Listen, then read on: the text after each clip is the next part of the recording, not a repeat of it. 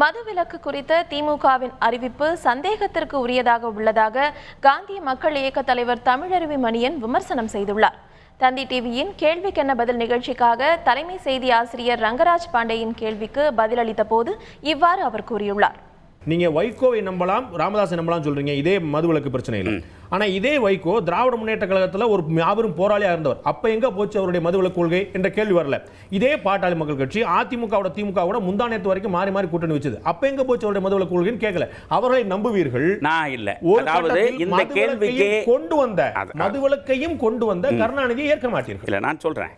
அதாவது ஏறக்குறைய 20 ஆண்டுகளாகத்தான் வைகோ இந்த தனியாக வெளியே நின்று கட்சி நடத்துகிறார். ஆக அதற்கு முன்பு 71லேயே இந்த மதுவிலக்குக்கு ரத்து செய்த கலைஞருக்கு பக்கத்திலே தான் அவர் இருந்தார். ஏறக்குறைய ஒரு 20 ஆண்டுகளுக்கு மேல் இருந்திருக்கிறார். அதற்கு பதில் அவர் தான் சொல்லணும். அவர் சொல்ல வேண்டிய பதில் எல்லாம் தமிழ் இல்லை. வைகோவுக்கும் ராமதாஸுக்கும் தமிழறி மணியனுக்கும் இந்த உரிமை இல்லை இல்லை. அதாவது சொல்றேன் கேளுங்க.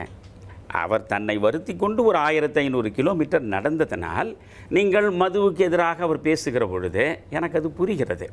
ஒரு 30 ஆண்டுகளாக தொடர்ந்து மதுவுக்கு எதிராக குரல் கொடுத்து கொண்டிருக்கிற மருத்துவர் ராமதாஸ், நாங்கள் ஆட்சிக்கு வந்தால் முதல் கையெழுத்து மதுவுக்கு எதிராக மதுவிலக்கை நோக்கி போடுவோம் என்று சொல்கிற பொழுதும் புரிகிறது. நான் கேட்பது நீங்க முழுமையாக பேச விடணும். 74ல் மதுவிலக்கை மீண்டும் அமல்படுத்திய கருணாநிதி மீது உங்களுக்கு ஏன் நம்பிக்கை வர மாட்டேங்குது? அதுதான் அந்த இடத்தில் தான் வரேன். அந்த இடத்தில் தான் நான் சந்தேகம் ஏன் வருகிறது, எதற்காக இவர்கள் அரசியல் ஆதாயத்திற்காக இதை பேசுகிறார்கள் நான் சொல்வதற்கு காரணம் இருக்கிறது. நாங்கள் ஒரு இடத்திலேயும் 5 பைசா 10 பைசா பிச்சை எடுத்து எங்கள் சக்திக்கு இயன்ற வகையில் தமிழ்நாடு முழுவதும் மக்களை திரட்டி ஆர்ப்பாட்டங்களை நடத்திய பொழுது வீதியில் நின்று விலகி நின்று வேடிக்கை பார்த்தவர்கள் தான் நீங்கள்.